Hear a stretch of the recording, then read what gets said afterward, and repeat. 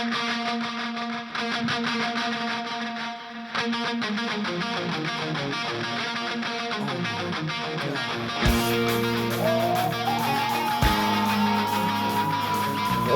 everybody, today we are going to take a look at Uncharted board game.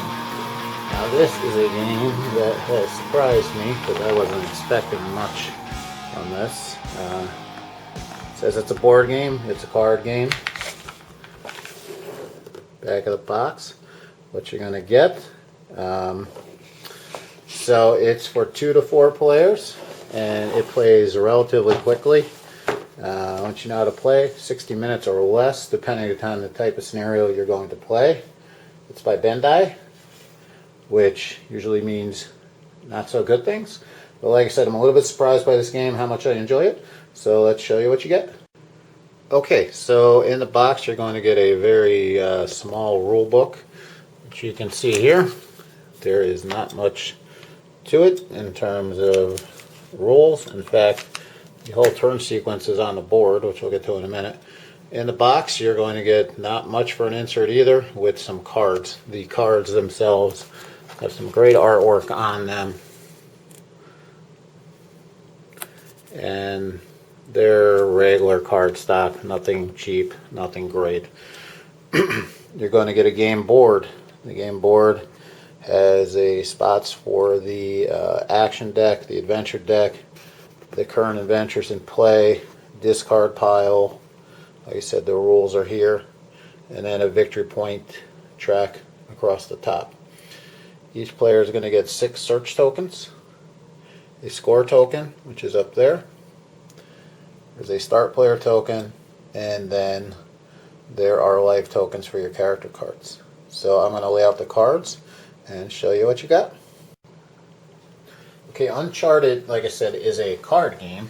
It's not a deck builder. It's kind of a play the cards in your hand, kind of like Miskatonic, a game I reviewed a little while back.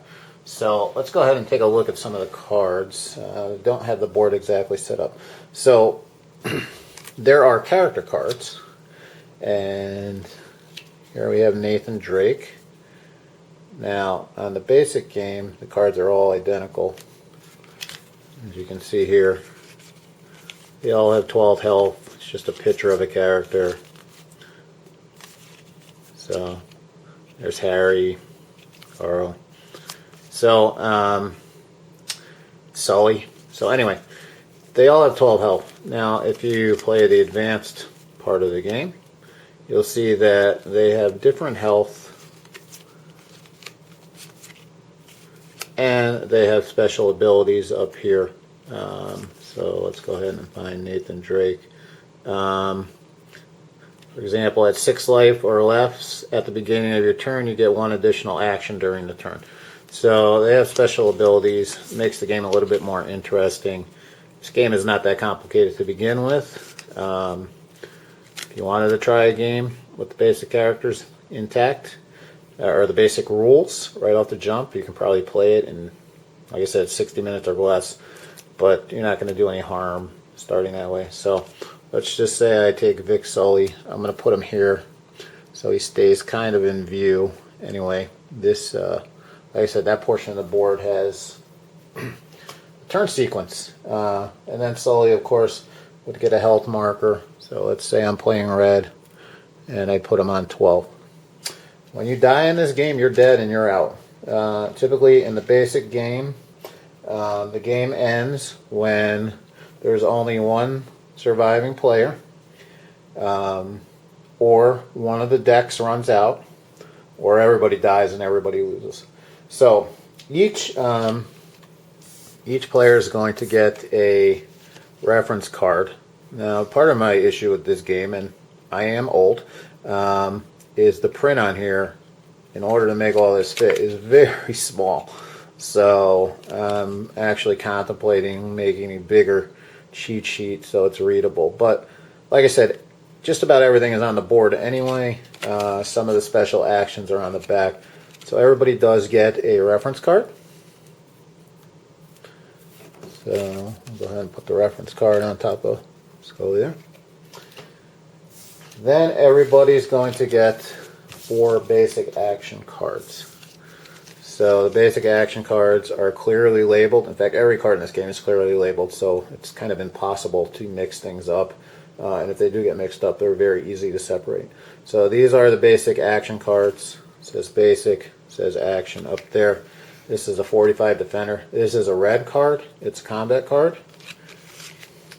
This is a basic blue card, which allows you to draw cards from the action deck.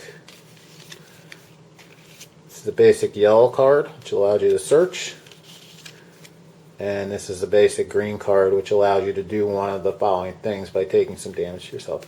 So these 4 cards form your basic hand, and you won't be able to see these when I put them down, but what you would do is you would play them in front of you face up. Now there's a rule in this game that you can only have 3 cards of each color in your play area. So you're going to be playing cards from your hand and putting them into your play area as an action. And then basically, if you have 3 and you want to play another red card, you have to get rid of them. So these cards stand up. When you use a card, it gets tapped. Pretty simple. So these are the basic cards. Move these to the side. In addition to this, everybody's going to get a hand of basic action cards to start. So basic action cards, normal action cards, excuse me. Kind of the same as the other ones, a little bit more powerful. There's an AK-47, that's obviously a red card. Combat, there's a lot of red cards for combat.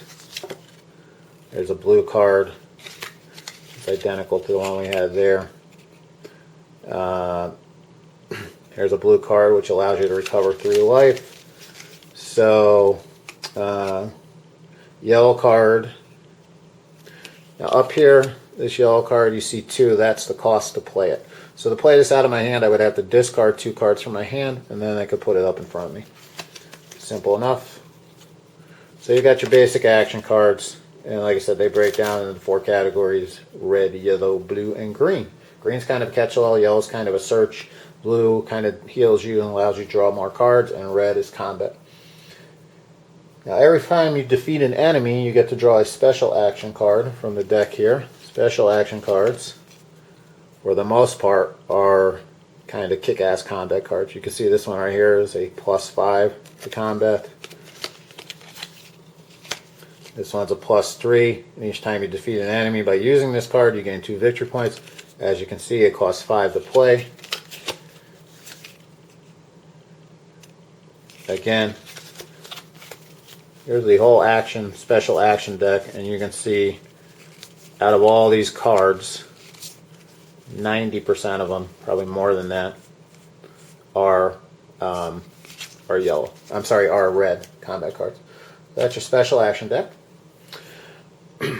You've also got adventure cards. So you've got some base adventure cards that go out on the board to start. There's also different setups that you can play that are in the book, and I'm sure you can come up with your own, but so far I've just played with these basic cards out and then doing what the rules say, which is there's some other adventure cards which I'll show you in a minute to draw or to remove a certain amount of cards and play the game. So these cards, there's a basic card right here.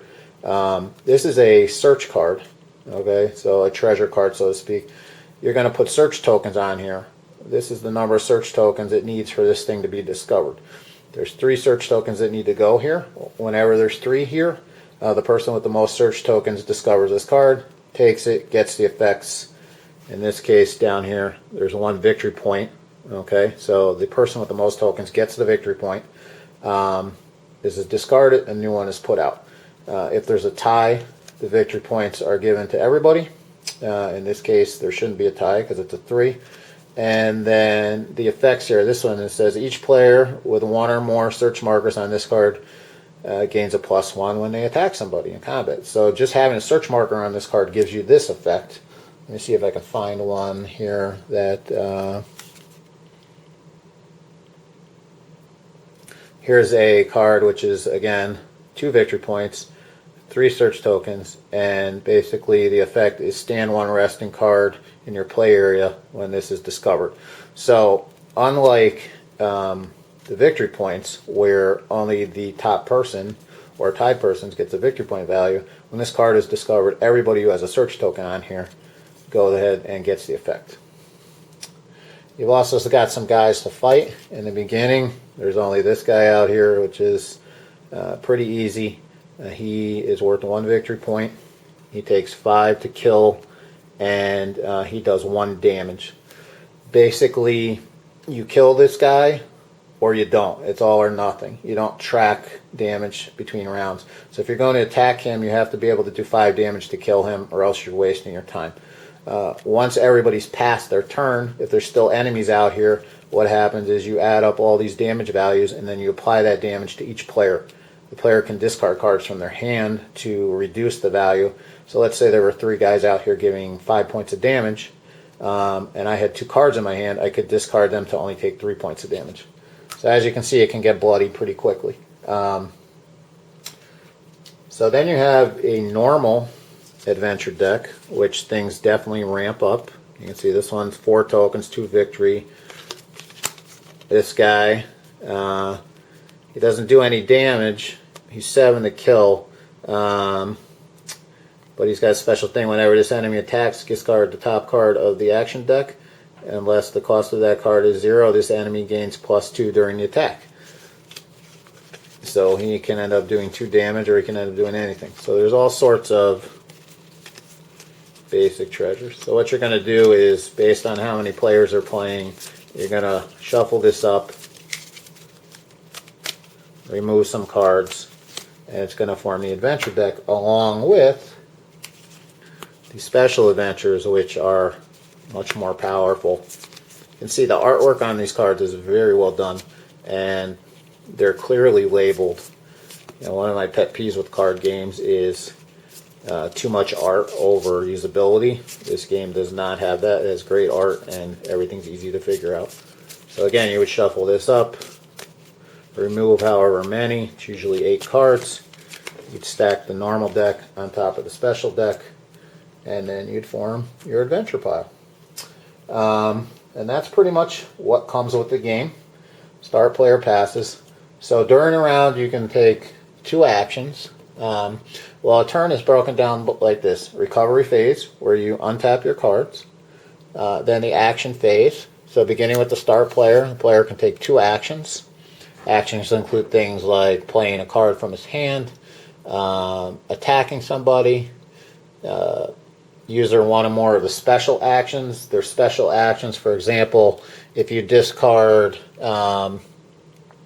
yellow cards, you can place search markers out there. So basically, you're going to play cards from your hand, or you're going to play cards in front of you. You're going to play cards from your hand to your action area. You're going to play cards in front of you. You're going to attack, or you're going to pass. So you can take 2 actions. Once you pass, you're done. When everybody passes, we go ahead and move to the damage phase I was telling you about, where the enemies attack back. Pretty simple game. Typically what happens is almost everybody dies. A deck can run out if you play it smartly, but you can take a lot of damage. You really have to balance your deck and make sure that you stay alive. In the games I played, it's typically been the last man standing, if anybody's won at all. Very quick, very enjoyable. I like it a lot more than I thought. There's a couple variants in here for a full co-op game and a multiplayer deathmatch. I haven't tried either one of those, to be frank. They don't interest me. I saw someone post that there's a solo variant. For the life of me, I cannot figure it out. I don't see it in the rules, so perhaps I'm missing it, or maybe there's an updated rules document online. I'll go take a look for that. My only beef with this game is the print is very small on everything, cards, rulebook, etc. And the box insert's a piece of junk, and I would throw it out right away. And in fact, I will after I finish this video review. It's definitely not going to be for everybody. It's not as bad as I thought it was going to be. In fact, I'm enjoying it quite a bit, and I'm hoping that I can find or come up with a solo variant, because it's very quick. It's one of those games you could pump out at lunch and enjoy it. So this is definitely a try it from me. If you're a fan of the Uncharted video game series, there's really nothing here that's gonna be a must-have for you because it's Uncharted.